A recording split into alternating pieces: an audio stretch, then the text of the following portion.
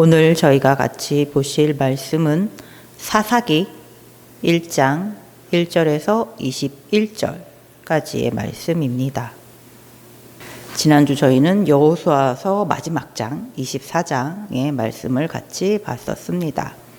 여호수아가 나이가 이제 많아져서 죽음이 임박해진 상황에 이스라엘 자손들을 모두 세겜에 불러 모아서 마지막 당부의 말을 했었습니다. 세겜은 이스라엘 자손이 하나님의 율법을 낭독했던 장소입니다. 여리고성과 아이성을 점령한 후 이스라엘 자손이 하나님의 말씀대로 에발산에 모여서 하나님의 말씀, 율법을 큰 돌에 새겼습니다.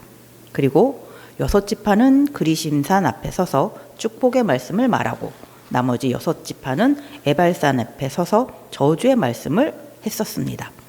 그 두 산 가운데 레위지파 제사장들이 하나님의 언약궤를 메고 있었던 곳이 바로 세겜입니다. 그 세겜에서 여호수아는 이스라엘 자손들이 앞으로 하나님만을 섬기며 순종하며 살아가기를 다짐시켰습니다.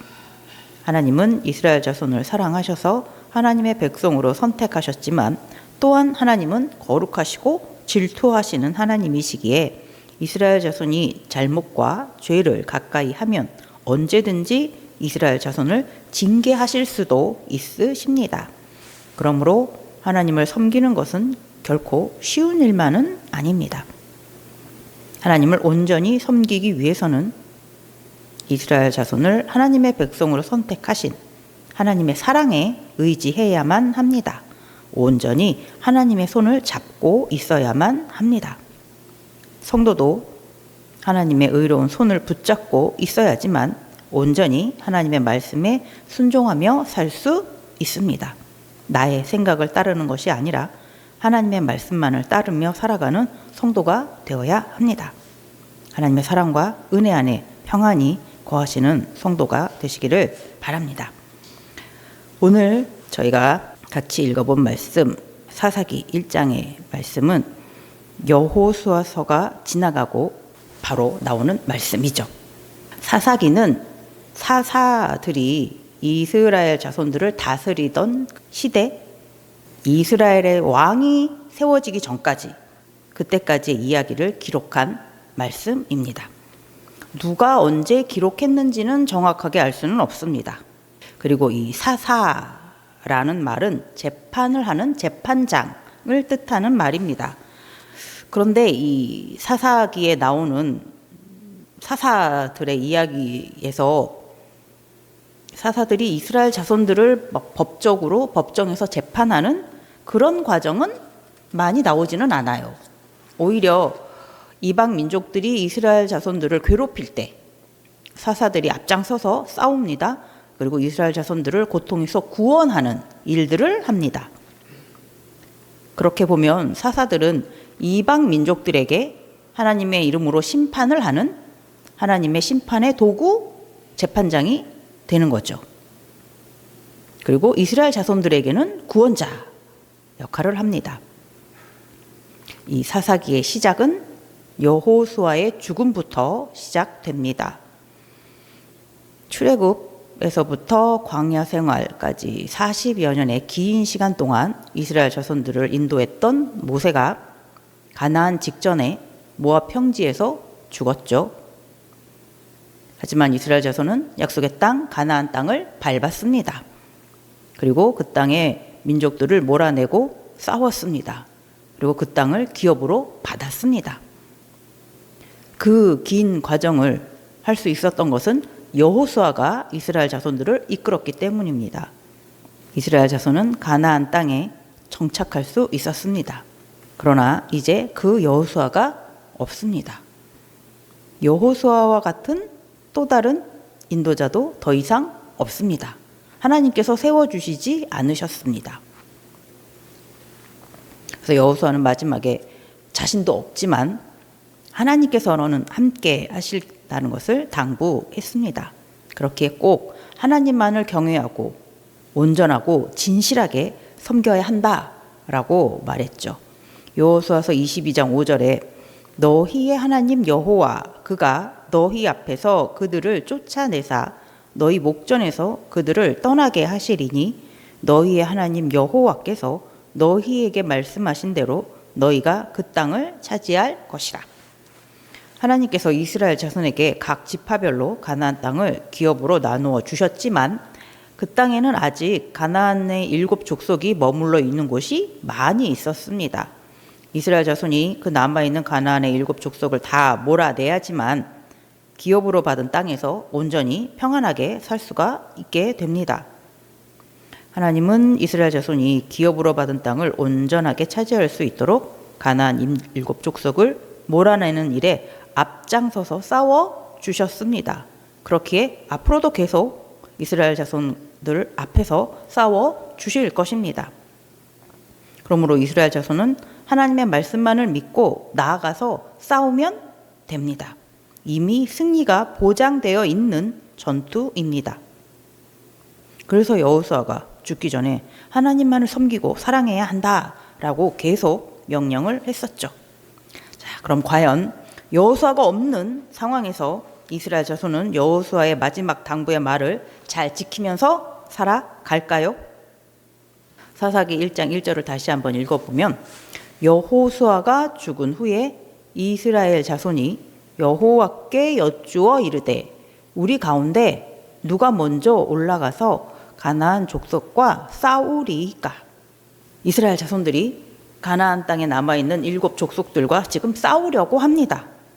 그들을 몰아내려고 합니다.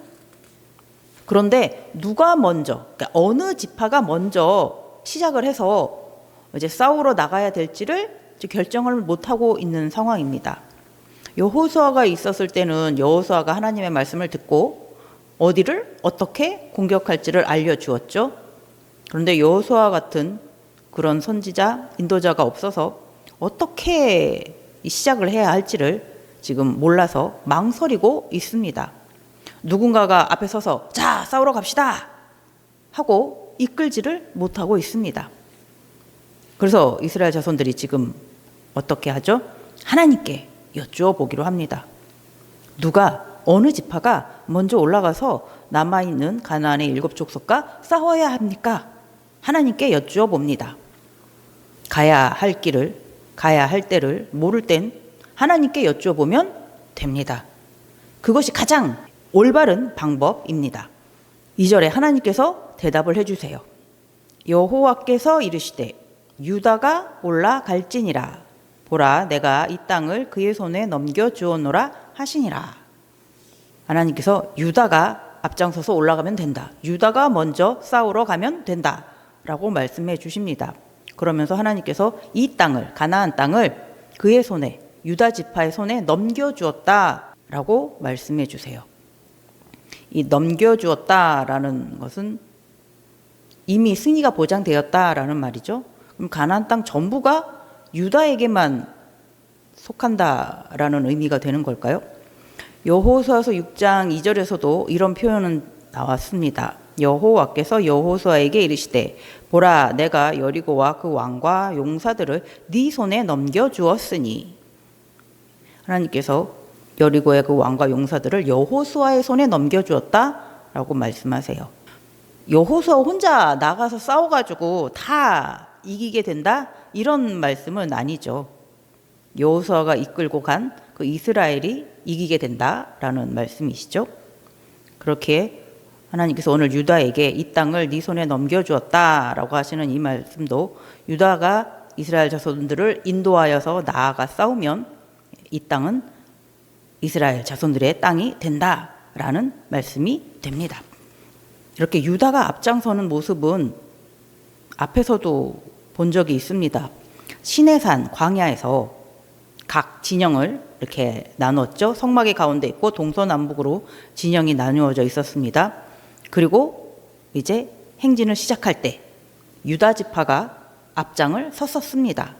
민수기 10장 13절 14절에 보면 이와 같이 그들이 여호와께서 모세에게 명령하신 것을 따라 행진하기를 시작하였는데 선두로 유다 자손의 진영의 군기에 속한 자들이 그들의 진영별로 행진하였으니 유다 군대는 암미나답의 아들 나손이 이끌었고. 하나님은 유다 지파가 이스라엘 자손들을 앞장서서 나아갈 수 있도록 인도하는 자가 되도록 명령하셨습니다. 그리고 오늘 말씀에서 이 땅, 가나안 땅을 유다 자손에게 넘겨주었다라고 하십니다. 유다 자손은 하나님의 말씀을 믿고 나아가서 남아있는 가나안의 7 족속과 싸우기만 하면 됩니다. 그러면 승리하게 되어 있습니다. 그리고 나머지 이스라엘 자손들도 하나님의 말씀을 의지해서 나아가서 싸우면 됩니다. 그러면 하나님께서 기업으로 주신 그 땅을 다 차지할 수 있게 됩니다. 유다가 이제 싸우러 가려고 합니다. 그러면서 시므온 지파하고 동맹을 맺습니다. 유다가 받은 그 기업 땅 안에 시므온 지파가 받은 기업이 있어요. 그래서 그 주변에 이렇게 남아있는 가나안 7 족속이 있으니까 서로 연합해서 양쪽에서 이렇게 공격을 하면 좀 더 승리하는 데 유리한 부분들이 있겠죠. 그래서 유다 지파와 시므온 지파가 연합을 해서 각자 받은 기업에 남아있는 가나안의 7 족속을 몰아내기로 합니다. 그래서 처음 나오는 곳이 베색이라는 곳이에요. 거기서 10,000명을 죽입니다. 그리고 그 베색의 왕인 것 같아요. 아도니 베색을 만나 싸워서 그를 끌고 갑니다. 근데 어떻게 하냐면 엄지손가락과 엄지발가락을 자르고서 그 사람을 끌고 예루살렘까지 갔다고 합니다. 왜 그렇게 했나 보면 이 아도니 베색 이 사람이 굉장히 능력이 있었던 사람인 것 같아요. 옛적에 70명의 왕들을 이 사람이 싸워서 이겨가지고 그 왕들의 엄지손가락과 엄지발가락을 잘랐습니다. 그래서 아도니 베색 앞에 그 상 앞에서 음식을 주워 먹도록 그렇게 했다고 합니다. 그때 이 아도니 베색이 얼마나 기세가 등등했을까요? 자신이 이 세상에서 제일 권세가 있는 왕일 거라고 그렇게 생각을 했었을 것입니다. 그 아도니 베색을 그가 했던 대로 엄지손가락과 엄지발가락을 자른 채 예루살렘까지 쭉 끌고 갔습니다. 그 주변에 있는 이방 민족들이 그 모습들을 다 이제 봤을 것입니다.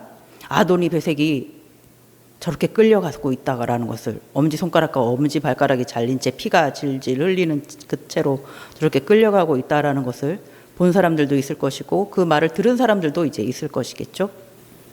그리고서 아도니 베색을 싸워서 이긴 그 하나님의 백성 이스라엘, 그리고 그들과 함께 하시는 하나님이 얼마나 크신 분인지를 이제 모두 다 보고 듣고 알게 되었을 것입니다. 결국 아도니 베색은 이제 예루살렘에 가서 죽습니다. 그리고 이스라엘 자손들이 예루살렘도 칩니다. 점령합니다. 그리고 그 성을 불사릅니다.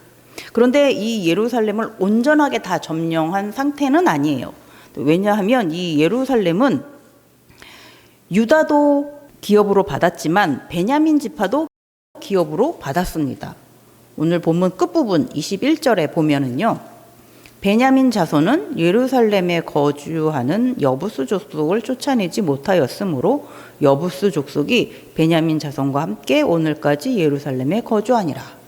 그 예루살렘의 그 위치가 뭐 어디서부터 어디까지 이렇게 구분되어 있는지까지는 확실하게 안 나오지만 하여튼간 베냐민 자손도 예루살렘을 약간 기업으로 받았고 유다 자손도 이 예루살렘을 기업으로 받았습니다.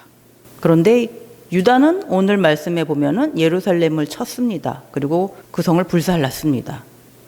그런데 베냐민 자손들은 자신들이 기업으로 받은 그 부분의 예루살렘을 온전히 차지하지 못했어요. 여부스 족속을 쫓아내지 못했습니다. 여부스 족속과 함께 예루살렘에 이제 거주하는 그런 상황이 되었습니다. 그리고 계속해서 유다 자손이 산지, 남방, 평지에 거주하는 가나안 족속과 싸웁니다. 그리고 헤브론에 거주하는 가나안 족속을 쳐서 세세와 아히만과 달메를 죽였더라. 헤브론의 본 이름은 기럇 아르바였더라. 헤브론을 공격해서 차지하는 부분이 나옵니다. 근데 이 헤브론, 기럇 아르바는 저희가 앞에 여호수아에서 갈렙에서 들은 그런 도시입니다. 갈렙이 헤브론을 기업으로 받기를 원한다고 했습니다. 그래서 여호수아가 축복해주고 허락한 곳이 바로 이곳 기럇 아르바 헤브론입니다. 여호수아서 15장 13절 14절에 보면은요, 여호와께서 여호수아에게 명령하신 대로 여호수아가 기럇 아르바 곧 헤브론을 유다 자손 중에서 분깃으로 여분네의 아들 갈렙에게 주었으니 아르바는 아낙의 아버지였더라. 갈렙이 거기서 아낙의 소생 그 세 아들 곧 세세와 아히만과 달메를 쫓아내었고, 여호수아서에는 이렇게 말하고 있어요. 이 아낙의 세 아들 세세와 아히만과 달메를 쫓아내었다. 그래서 진짜 쫓아낸 정도였고, 오늘 사사기 부분에서는 완전히 그들을 죽였다 이렇게 된 것일 수도 있고요. 아니면 이때 이렇게 죽인 것을 여호수아서에서 미리 얘기해 준 거일 수도 있고요. 확실한 건 헤브론을 점령했습니다. 그래서 그 헤브론 그 성읍과 목초지는 도피성으로 레위 자손들에게 주었고요. 그 나머지 밭 그리고 촌락들은 갈렙의 소유가 됩니다. 그 후에 이제 11절부터 15절까지를 보면은요, 기럇 세벨을 공격하려고 합니다. 그래서 갈렙은 여기서 기럇 세벨을 점령하는 자한테 자신의 딸 악사를 아내로 주겠다라고 이제 말을 합니다.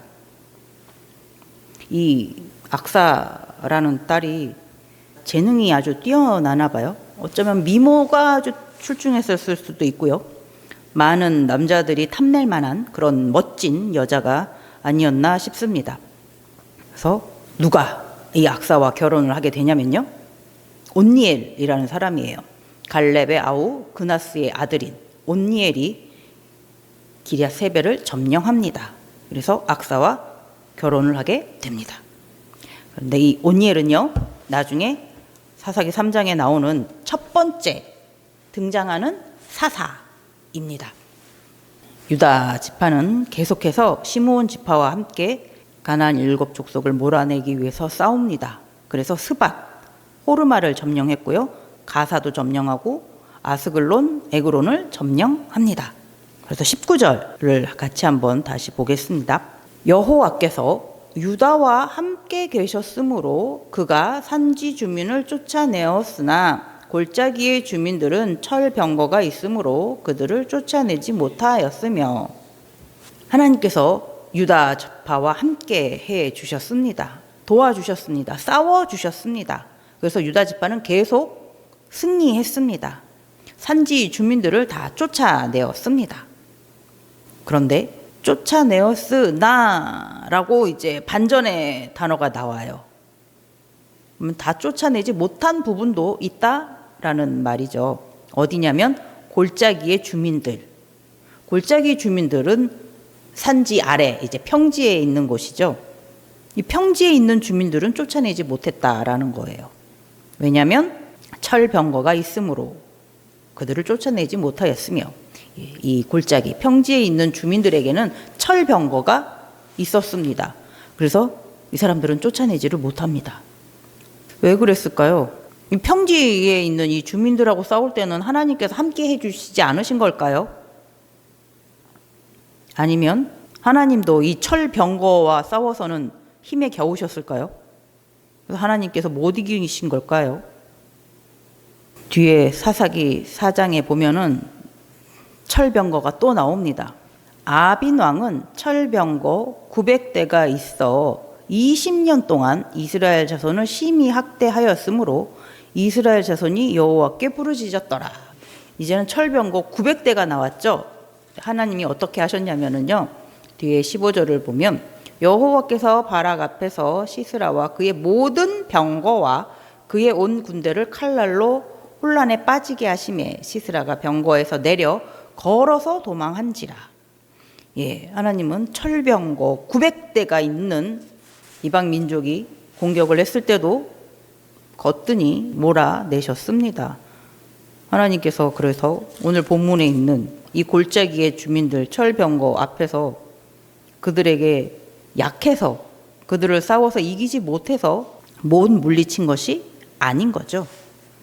유다 지파가 이 철병거를 보고서 두려워했기 때문입니다. 왜냐하면 여호수아서에서 이 일을 보면 요셉 지파도 그런 일이 있었죠.